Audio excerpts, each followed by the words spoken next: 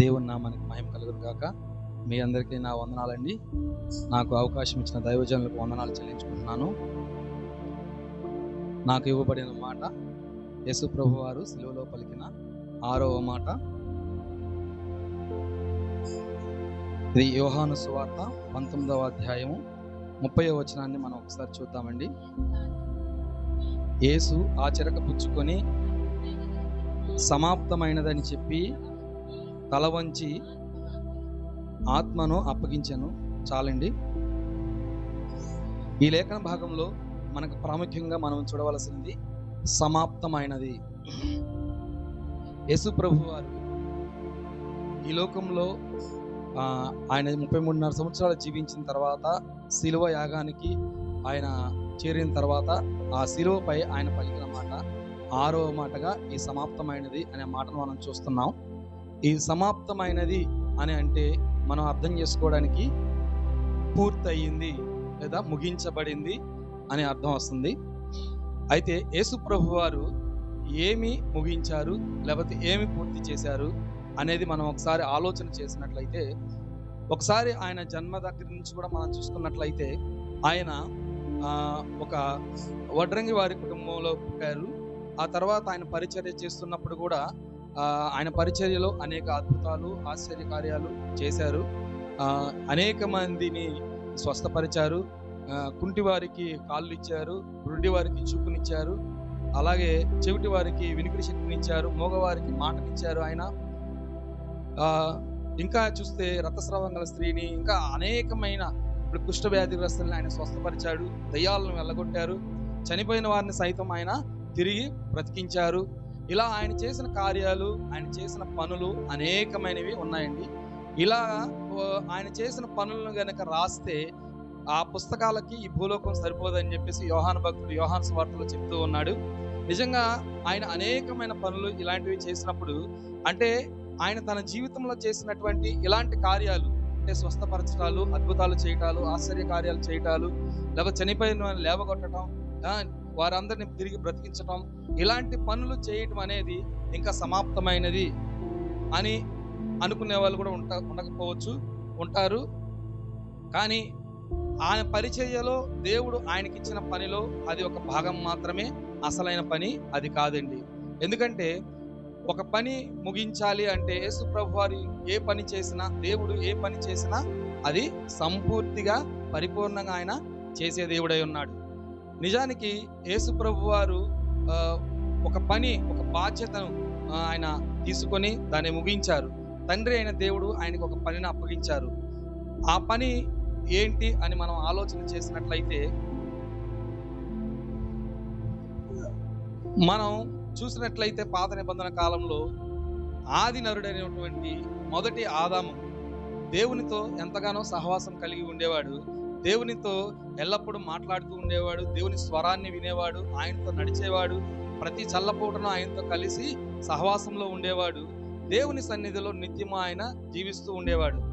దేవుడు కూడా అది ఎంతగానో సంతోషంగా ఉండేది.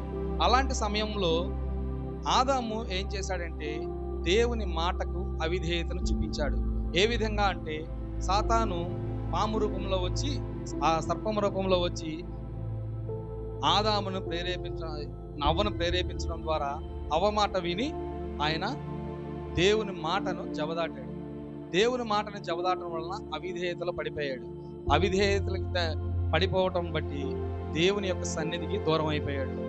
ఆదాము అనుకున్నాడు, ఆ రోజు ఒకవేళ నేను ఈ పండు తింటే నిజంగా అవ్వ చెప్పినట్లుగా గొప్పవాడిని అయిపోతానేమో, దేవుడి కంటే గొప్పవాడిని అవుతానేమో అనుకున్నాడేమో. ఆ పండుని తిని గొప్పవాడు అవ్వలేదు, కానీ దేవుని యొక్క సన్నిధిని పోగొట్టుకున్నాడు, ఆ మహిమను పోగొట్టుకున్నాడు, ఆ సహవాసాన్ని పోగొట్టుకున్నాడు. అయితే ఆదాము బాధపడ్డాడో లేదో కానీ దేవుడైతే మాత్రం ఆ విషయంలో చాలా బాధపడ్డాడు. ఎందుకంటే మనిషిని ఆయన ఎంతగానో ప్రేమిస్తున్నాడు, ఎంతగానో ప్రేమించి నరుణ్ణి ఆయన సృష్టించాడు. అలాంటి నరుడు ఒక గొప్పతనం కోసమో లేకపోతే దేవుని కంటే గొప్పవాడిని అవుతానన్న ఆలోచన కోసమో దేవునికి మాటని జవదాటాడు, తినవద్దన్న పండుని తిన్నాడు. అయితే దేవుని యొక్క ప్రేమను బట్టి దేవుడు మనిషిని విడిచిపెట్టకుండా ఆయన్ని ఎలాగైనా మరలా తనతో సమాధాన పరుచుకోవాలని, తనతో అతన్ని ఐక్యం చేసుకోవాలని, తనతో ఉండేలాగన ఒక ప్రణాళికను దేవుడు సిద్ధపరిచాడు. ఆ ప్రణాళిక ఏంటంటే, ఆ ప్రణాళిక, ఆ పని, ఆ బాధ్యత ఏంటంటే దాన్ని యేసు ప్రభువారు తీసుకున్నారు. మనిషికి దేవునికి మధ్యన వచ్చిన ఆ పాపాన్ని, ఆ అవిధేయత ఏదైతే ఉందో, ఆ అవిధేయత అనే పాపాన్ని తీసివేయడానికి యేసు ప్రభువారు ఈ లోకంలోనికి వచ్చారండి. యేసు ప్రభువారిని మనం గమనించినట్లయితే, ఆనాడు ఆదాము ఏ విధంగా అయితే ఒక భ్రమకు లోబడి పాపానికి లోబడ్డాడో, అవిధేయతకు లోబడ్డాడో, యేసు ప్రభువారి మీద కూడా అలాంటి ఒక ప్రేరణ, అలాంటివే చాలా వచ్చినాయండి యేసు ప్రభువారి మీదకి. యేసు ప్రభువారు బాప్తిసం తీసుకున్నాక ఆయన 40 దినాల అరణ్యవాసంలో ప్రార్థనలో, ఉపవాస ప్రార్థనలో ఉన్నప్పుడు సాతాను ఆయన దగ్గరికి వచ్చి ఆయన ఎంతగానో శోధించాడు. శారీరకంగా శోధించాడు, మానసికంగా శోధించాడు, ఆత్మీయంగా ఎంతగానో ఆయనని శోధించాడు. దేవుడు చెప్తాడుగా, శరీరాశ, నేత్రాశ, జీవడమాని జయించండి అని. ఆ వాక్య ప్రకారంగా సాతాను యేసు ప్రభు వారిని భయంకరంగా శోధించాడు. అతని ఆకలిని బట్టి, లేకపోతే పైనుంచి దూకితే కలిగే అతిశయాన్ని బట్టి, లేదంటే ఈ లోక రాజ్యాలన్నీ నీ ముంద నీకు ఇస్తాను అని చెప్పి ఒక గొప్ప స్థితిని బట్టి ఆయన్ని అనేక రకాలుగా శోధించాడు. కానీ ఎక్కడా కూడా ఆయన ఆ శోధనకి లోబడలా. ఆ శోధనని దేవుని వాక్యాన్ని బట్టి జయించాడండి. దేవుని వాక్యాన్ని బట్టి జయించాడు. అంటే అక్కడ ఆయన ఆ శోధన కంటే కూడా దేవుని మాటకు విధేయత చూపించాడు. ఇక్కడ మనం కడపటి ఆదాము విధేయతను మనం చూస్తున్నాం. మొదటి ఆదాము అవిధేయతకు లోబడిపోయాడు. కడపటి ఆదాము అయితే విధేయత చూపించి ఆ శోధనలను జయించాడు. ఇంకా మనం చూసినట్లయితే ఈ సమాప్తమైనది అనే మాట వెనుక ఇంకా చాలా పెద్ద అర్థం ఉందండి. అది ఒక మాట మాత్రమే కాదు. దేవుడు అక్కడ సమాప్తమైంది అని చెప్పినప్పుడు అది ఒక విజయ ధ్వనిగా మనం చెప్పవచ్చు.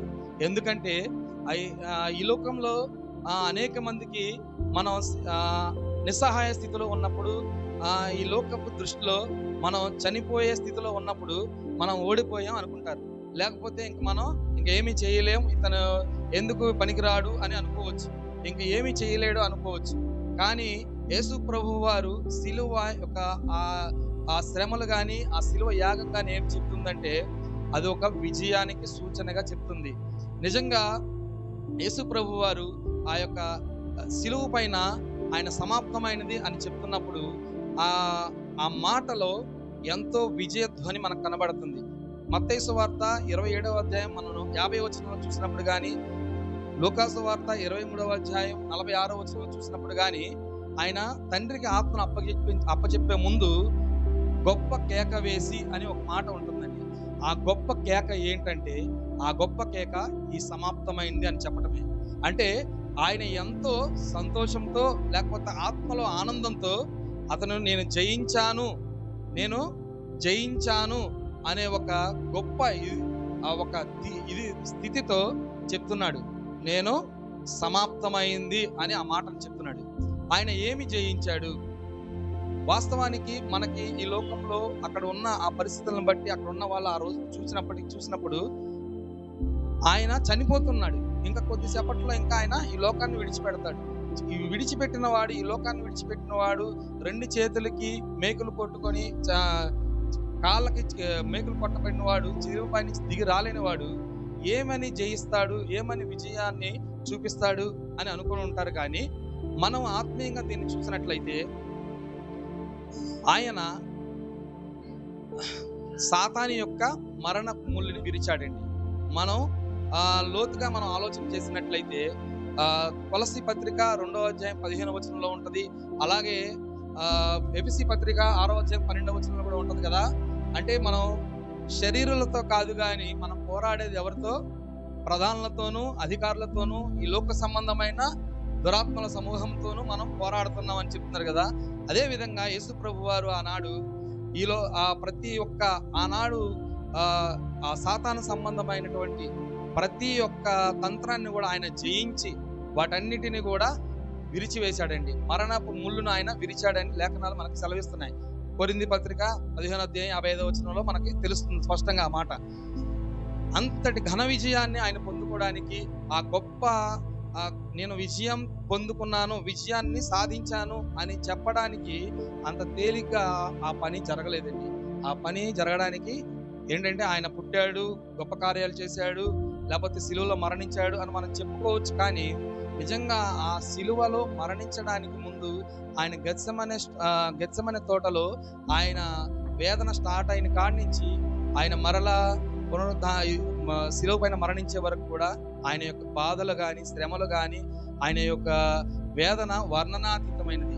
ఎందుకంటే మనం గెత్సెమనే తోటలో ఆయన ప్రార్థన యొక్క స్థితిని మనం గమనించినట్లయితే అక్కడ ఆయన సిలువ శ్రమలని ఒకసారి ఆయన ముందుగానే జ్ఞాపకం చేసుకుంటున్నాడు. ఆ శ్రమలను జ్ఞాపకం చేసుకున్నప్పుడు ఆయన చెమట రక్త బిందువులుగా మారిందండి. అంటే ఆయన చెమట రక్త బిందువులుగా మారేంతగా ఆయన ప్రార్థనలో ఉన్నాడు, వేదన పడుతూ ఉన్నాడంటే మనిషిని రక్షించడం కోసం ఆయన ఎంత వేదన అనుభవించాడు, ఎంత బాధ అనుభవించాడని మనకు అర్థమవుతుంది. ఎందుకంటే చెమట రక్తంగా మారడం అనేది, ఇప్పుడు దెబ్బ తగిలితే ఆయన కొట్టిన తర్వాత రక్తం కారడం అనేది చాలా సరే కొట్టారు కాబట్టి, చర్మం చీల్చబడింది కాబట్టి రక్తం వచ్చింది అనుకోవచ్చండి. కానీ ఆ వేదనతో ఆయన ప్రార్థన చేస్తున్నప్పుడు ఆయన చెమట రక్తంగా మార్చడం అంటే అది మనం వర్ణించలేనిదన్నమాట. అది దేవుడు మనిషి పట్ల కలిగిన ప్రణాళిక, దేవుడు మనిషిని ప్రేమించిన విధానం మనం చూసినట్లయితే పౌలు గారు చెప్పినట్లుగా ప్రేమకి కొలతలు లేవు, దాని లోతు ఎత్తు వెడల్పు మనం చెప్పలేవు అన్నట్టుగా దేవుని ప్రేమను మనం అసలు వివరించుకోలేమండి. అంతగా మనిషిని ప్రేమించాడు దేవుడు. అందుకనే తన సొంత కుమారుణ్ణి మనందరి పాపాల నిమిత్తం తిరిగి మనం ఏమి చేయకపోయినా ఆయన కోసం తిరిగి మనల్ని రక్షించడం కోసం ఆ శ్రేష్టమైన ఆయన రాజ్యంలో, ఆయన నిత్య రాజ్యంలో మనందరం తిరిగి ఆయన సన్నిధిలో ఉండాలని చెప్పి ఒక గొప్ప ప్రణాళికతో ఆయన ఏకైక కుమారుణ్ణి మనందరి కోసం ఈ లోకంలోనికి పంపించాడు. ఆ కుమారుడైన యేసుక్రీస్తు తండ్రి మాట జవదాటకుండా విధేయత కలిగి మనందరి పాపాలను ఆయన మీద వేసుకున్నాడండి. ఆయన అంతగా వేదన పడడానికి కారణం ఏంటంటే, ఒకవేళ గనక ఆ పాపాలు ఆయన మీద మోపబడినట్లయితే, ఆ పాపాలు ఆయన మీద మోపబడిన క్షణం తండ్రి ఆయన్ని విడిచిపెడతాడు. తండ్రి ఖచ్చితంగా పాపానికి దూరంగా ఉండే వ్యక్తి. ఆయన ఎంతో పరిశుద్ధుడు, నిత్యము పరిశుద్ధుడు అని కోటాను కోట్ల దూతలతో పొగడబడుచున్నవాడు. ఆయన సన్నిధిలో పాపానికి చోటు లేదండి. అంత నిత్య పరిశుద్ధుడైన దేవుడు తన కుమారుడు, ఒకవేళ యేసు ప్రభు వారు ఈ సర్వ మానవాళి పాపం కనుక ఆయన మీద మోపబడితే, తండ్రి అయిన దేవుని యొక్క ఆ సన్నిధి ఆయన చేయి విడవబడుతుందని తనకు తెలుసు. అది జ్ఞాపకం చేసుకొని ఆయన ఎంతగానో వేదన చెందాడండి. ఆ వేదన ద్వారా ఆయన చెమట రక్త బిందువులుగా మార్చబడింది. నిజంగా అంతటి వేదన ఆయన కేవలం మన కోసమే అనుభవించాడండి. ఆ తర్వాత మనం చూసినట్లయితే ఆయన్ని అన్యాయంగా తీర్పు తీర్చారు. ఆయన ఏ పాపం చేయకపోయినా, ఆయనలో ఏ దోషం లేకపోయినప్పటికీ ఆయనకు అన్యాయంగా తీర్పు తీర్చి ఆయన సిలువకు అప్పచెప్పారండి. ఈ సిలువ క్రమంలోనే ఆయన్ని కొరడాలతో కొట్టడమే కానీ, ఆయన కొరడాలతో కొట్టారని మనం చెప్పుకుంటాం కానీ, నిజంగా ఒక చిన్న ముళ్ళు గుచ్చుకుంటే మనం తట్టుకోలేము, లేదా చిన్న చెక్క పేడు గుచ్చుకుంటే మనం తట్టుకోలేమండి, అల్లాడిపోతూ ఉంటాం. కానీ నిజంగా ఆయన కొట్టిన కొరడాలు చాలా ఎంతో గంభీరమైనవండి. వాటి కొనలకి, వాటి మూలలు ఆ యొక్క సీసంతో చేయబడినటువంటి ముళ్ళులాగా ఉంటాయి, ఎముకలతో చేయబడిన ముళ్ళులా ఉండేవి. వాటితో ఆయన కొట్టినప్పుడు ఆయన చర్మం అంతా చీల్చబడింది అండి. ఆయన యొక్క వీపంతా కూడా దున్నబడిపోయిందని లేఖనాలు చెప్తున్నాయి. అంత గొప్ప ఆ యొక్క వేదన కానీ, ఆ యొక్క శారీరక హింసలు కానీ అవన్నీ కూడా కేవలం మన నిమిత్తం, మన మీద ఉన్న ప్రేమ నిమిత్తమేనండి ఆయన ఎన్ని భరించాడు. అలా ఆయన ఆ సిలువ శ్రమలు సహించడం, ముళ్ళ కిరీటాన్ని ధరించడం, ఆ యొక్క సిలువ మీద మేకులు కొట్టబడి, కాళ్ళకి చేతులకు మేకులు కొట్టబడి, అనేకుల చేత దూషించబడి, నువ్వు నిజంగా దేవుని కుమారుడు అయితే కిందకి దిగిరా అని చెప్పబడటం కానీ, ఇవన్నీ ఎందుకంటే ఒక చిన్న మాట నార్మల్గా నేనంటే ఏంటో నీకు చూపిస్తా అనుకుంటాం ఒక మనిషిగా. నిజంగా ఎవరినైనా కానీ చిన్న మాట అంటే ఏ వ్యక్తి కూడా అసలు ఎక్కడ కొంచెం కూడా తగ్గించుకోరండి. అరే అన్నాడులే పోన్లే అనుకోరు. నేనంటే ఏంటో మీకు చూపిస్తాయని పౌరుషంగా ముందుకు వస్తారు. కానీ నిజంగా రోషం కలిగిన దేవుడై ఉండి, ఆయన పౌరుషం కలిగిన దేవుడై ఉండి కూడా మౌనిగా ఉన్నాడంటే కేవలం అది మీకోసం, నా కోసం మాత్రమేనండి. మన పాపాల నిమిత్తం, మన పాపాల నుంచి మనల్ని రక్షించడం కోసం, ఆ సాతాన్ని జయించడం కోసం వాడు ఎంత రెచ్చగొట్టిన మనుషుల ద్వారా ఆయన ఎక్కడా కూడా సిలువ మీద కిందకి దిగి రావడం కానీ, లేకపోతే ఆయన బల ప్రదర్శన చేయడం కానీ చేయలేదండి. అన్నిటిగా మౌనంగా ఉండి సిలువకి తనను తాను అప్పచెప్పుకొని సిలువలో మన కోసం ఆయన యాగమైపోయాడండి. ఆ గొప్ప యాగము ద్వారానే మనం ఈ రోజున రక్షించబడ్డాం. ఆ రోజున ఆయన సమాప్తమైందని చెప్పినప్పుడు మనందరికీ కూడా రక్షణ అనేది సిద్ధపరచబడింది. ఈ రోజున మనం రక్షించబడ్డామంటే ఆనాడు ఆయన సిలువలో చేసిన ఆ యాగాన్ని బట్టి మాత్రమేనండి. నిజంగా యేసు ప్రభు వారు జయించిన వాడిగా ఉన్నాడు. ఎందుకంటే ఆయన ఒక మాట చెప్తున్నాడు కదా, ప్రకటన గ్రంథం 3:21 వచనంలో, జయించిన నేను తండ్రితో ఉన్న ప్రకారం ఎవరైతే జయిస్తారో వాళ్ళు కూడా నాతో ఉండులాగున వారు కూడా నా సింహాసనం మీద కూర్చుని పెట్టుకుంటానని చెప్పి చెప్తున్నాడండి. నిజంగా యేసు ప్రభు వారు ఏ విధంగా ఈ లోకంలో ఉన్నప్పుడు ఈ లోకాన్ని జయించారో మనం కూడా ఆ విధంగా ఈ లోకాన్ని జయించాలని ఆయన కోరుకుంటున్నాడండి. ఎందుకంటే యేసు ప్రభు వారు ఒక దేవు కుమారుడిగా ఇక్కడ రాలేదు, కానీ మనిషి కుమారుడిగా వచ్చాడండి. ఈ రోజున మీ మనసు, నా మనసు, మీ శరీరం, మన శరీరం ఏ విధంగా అయితే ప్రతి ఒక్కదానికి స్పందిస్తుందో అలాగే ఆ రోజు ఆయన శరీరం ప్రతిదానికి స్పందించే విధంగానే ఉందండి. ఆయన దైవ కుమారుడు కదా అని చెప్పేసి ఆయనకేమో స్పెషల్ ఇది లేవండి. ఆ రోజున మీరు నేను ఎలా ఉన్నామో ఆ రోజున ఆయన కూడా అలాగే ఉన్నాడు. కానీ ఆయన ఎల్లప్పుడూ దేవునితో సహవాసం కలిగి ఉన్నాడు. ఎల్లప్పుడూ ప్రార్థనలోను వాక్య ధ్యానంలోనూ ఉన్నాడు. ఎందుకే ఇందాక చెల్లి చెప్పినట్టుగా కూడా ఆయన ఎక్కడా కూడా లేఖనాలు మీరి ఎక్కడ ప్రవర్తించలేదు, ఎక్కడ నడుచుకోలేదండి. ఆయన ఎక్కడ ఏ పని చేసినా ఆయన జీవితం మొదలుకొని మరణం వరకు కూడా లేఖనాలను బట్టి మాట్లాడాడు, లేఖనాలను బట్టి నడుచుకున్నాడు. అంటే లేఖనాలను, దేవుని వాక్యాన్ని ఆయన హృదయంలో అంతగా ముద్రించేసుకున్నాడు. అలాగే ఆయన రాత్రి అయితే సమయం ఖచ్చితంగా ప్రార్థనలో గడిపేవారు. అయితే ప్రార్థనలో గడపడం, లేకపోతే వాక్య ధ్యానం, లేకపోతే ఇతరులకు దేవుని గురించి చెప్పటం, దేవుని రాజ్య సువార్తను ప్రకటించడం, ఇలాంటి జీవితాన్ని ఆయన కొనసాగించాడు. అలాంటి మాదిరికరమైన జీవితాన్ని ఆయన మనకు చూపించి వెళ్ళాడు. కాబట్టి మనం కూడా అలాంటి మాదిరికరమైన జీవితాన్ని జీవించినట్లయితే వాక్య ధ్యానంలోను ప్రార్థనలోను దేవుని యొక్క సన్నిధిని మనం ఎల్లప్పుడూ కలిగి ఉంటే కనుక ఆయన వల్ల మనం కూడా జయించిన వారుగా ఉంటాం. ఆయనతో మనం నిత్యము ఆ నిత్య రాజ్యంలో ఉండేవారంగా ఉంటాం. దేవుడి చిన్న మాటలు దీవించారు.